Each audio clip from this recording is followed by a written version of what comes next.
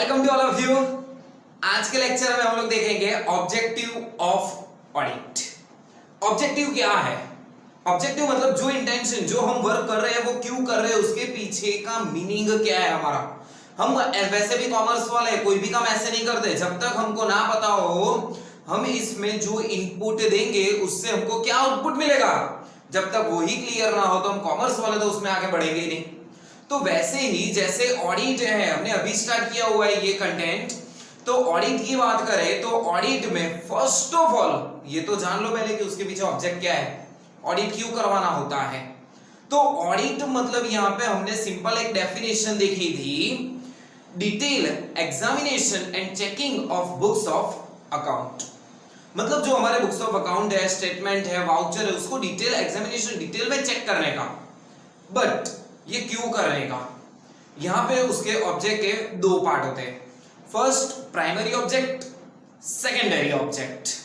Primary object और secondary object की बात करें तो फर्स्ट पहले ले लेते हैं प्राइमरी ऑब्जेक्ट। प्राइमरी ऑब्जेक्ट में तो आपको सिर्फ यही बोला है कि जो आपके बुक्स ऑफ अकाउंट है वो true and fair view show कर रहे हैं कि नहीं कर रहे। But true and fair view क्या क्या चेक करने का? ऑब्वियसली कंपनी का जो मेन होता है फिनेंशियल स्टेटमेंट में बैलेंस शीट वेरीफाई करने की, प्रॉफिट एंड लॉस चेक करने का, और उसके अलावा कोई वाउचर्स हो, कोई अलग अलग बुक्स ऑफ अकाउंट्स हो, कोई रिकॉर्ड्स हो, वो सारे वेरीफाई करने के क्या वो true and fair view show कर रहा है कि नहीं। अब दिमाग में क्वेश्चन आता है कि sir true and fair view है क्या? ट्रू मतलब सच्चाई, फेयर मतलब यार ओके फेयर है वो, मतलब ऐसा नहीं बोल सकते कि वो गलत है। तो ट्रू एंड फेयर व्यू का मतलब क्या होगा? इसके लिए आपको डिस्क्रिप्शन में लिंक मिल जाएगी जहां पे आपको एक शॉर्ट 5 से 10 मिनट का वीडियो में आपको पता चल जाएगा कि ट्रू एंड फेयर व्यू है क्या।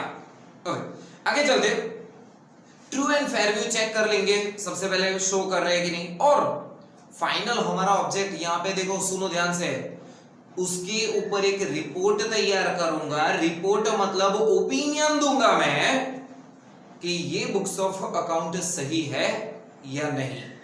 मतलब फर्स्ट हमारा ऑब्जेक्ट क्या हुआ? टू गिव ओपिनियन और रिपोर्ट ऑन फिनेंशियल स्टेटमेंट। यही हुआ हमारा सिंपल फर्स्ट प्राइमरी ऑब्जेक्ट। तो देख लेते हैं स्क्रीन पे। The main object of auditing is to report, पहले ही मैंने बोला कि रिपोर्ट, हमको एक ओपिनियन देना है, whether the balance sheet and profit and loss account present a true and fair view.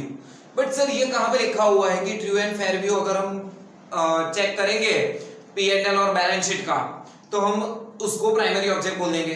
ये मैं नहीं बोल रहा, सेक्शन 227 ऑफ कंपनीज एक्ट 1956, यहां पे मैं कंपनीज एक्ट इंडिकेट कर रहा हूं 1956, not 2013।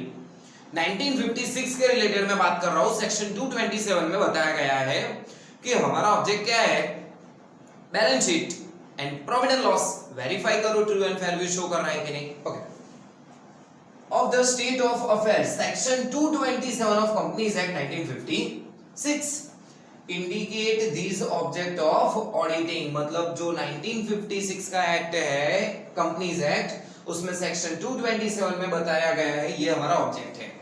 For this purpose, but इसके लिए क्या करना होगा हमको? It is the duty of auditor, मतलब यहाँ पे ऑडिटर की जिम्मेदारी है। क्या ऑडिटर की जिम्मेदारी होगी देख लेते हैं। Auditor to examine the books of accounts and other records and to verify all evidence in support of all the transaction entered into the books of account।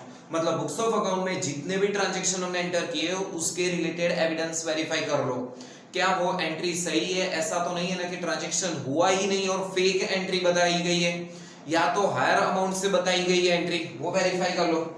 These examination help the auditor in forming an opinion. हमने पहले ही बोल दिया कि हमारा primary objective क्या है, opinion देना financial statement के ऊपर।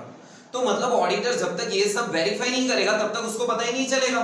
तो ये सब कर लेने के बाद क्या होगा, examination help the auditor in forming a opinion about the correctness and reliability of the financial statement. Financial statement के ऊपर हम कितना ट्रस्ट कर सकते हैं वो हम इजीली यहां पे डिसाइड कर लेंगे। बट इन शॉर्ट अब तक जो भी मैंने बोला उसको हम शॉर्ट में कन्वर्ट करें तो ओनली 3 पॉइंट्स आपको यहां पे ध्यान रखने हैं. First, to verify accounts and statement. Second, to find out balance sheet is properly drawn up as per schedule 6 part 1. First of all हम बैलेंस शीट बनाते हैं, उसके बाद प्रॉफिट एंड लॉस शो करते हैं. हाँ, उसके बाद to find out profit and loss is properly drawn up as per schedule 6 part 2. मैंने यहाँ पे शेड्यूल 6 से इंडिकेट किया हुआ है, मतलब मैं पहले ही बोला मैंने कंपनीज एक्ट 1956 की बात कर रहा हूँ. हाँ, कंपनीज एक्ट 2013 की बात करें तो रिवाइज शेड्यूल 3 हो जाएगा यहाँ पे हमारे लिए. बट मैंने पहले ही बोल दिया मैं 1956 के अंदर यहाँ पे सिर्फ आपको बेसिक प्रोवाइड कर रहा हूँ. तो 3 ऑब्जेक्ट यहाँ पे क्या हुआ, to verify accounts and statement. Balance sheet हमारी प्रॉपर हमने बनाई है कि नहीं है वो चेक कर लो, मतलब ट्रू एंड फेयर चेक कर लो. बाद में प्रॉफिट एंड लॉस भी वेरीफाई कर लो कि true and fair view show कर रहा है कि नहीं कर रहा. ये हुआ हमारा प्राइमरी ऑब्जेक्टिव. देन आफ्टर हम देखेंगे सेकेंडरी ऑब्जेक्टिव. सेकेंडरी मतलब वो बाद का काम है.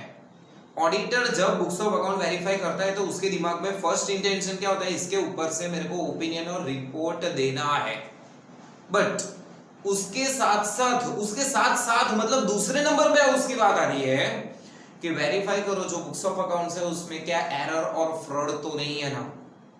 एरर मतलब क्या, गलती से आपने अगर कोई गलती कर दी है, मतलब इंटेंशनली नहीं अनइंटेंशनली अगर आपसे कोई गलती हो गई है, दैट्स कॉल्ड एरर.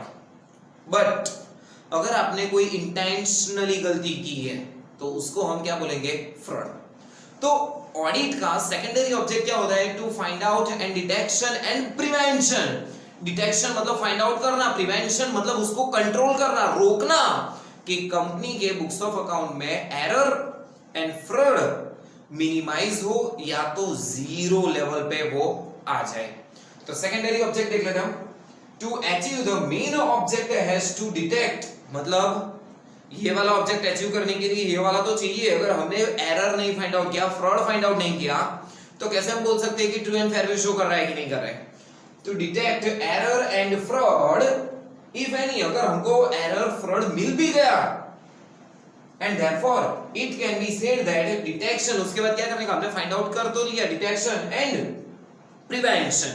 प्रिवेंशन मतलब कंट्रोल करो उसको of error and fraud is a secondary object. क्या होता है सर एरर, क्या होता है फ्रॉड, नेक्स्ट लेक्चर में इसके रिलेटेड हम देखेंगे.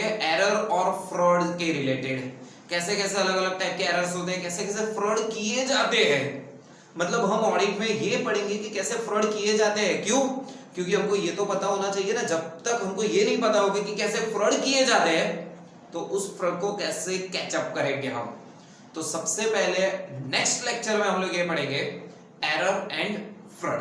तब तक आपके लिए आज का ये लेक्चर, इसके रिलेटेड कुछ भी डिफिकल्टी हो तो नीचे कमेंट सेक्शन में आप शो कर सकते हो, आंसर आपको ऑब्वियसली मिल जाएगा. तब तक ऑल द बेस्ट.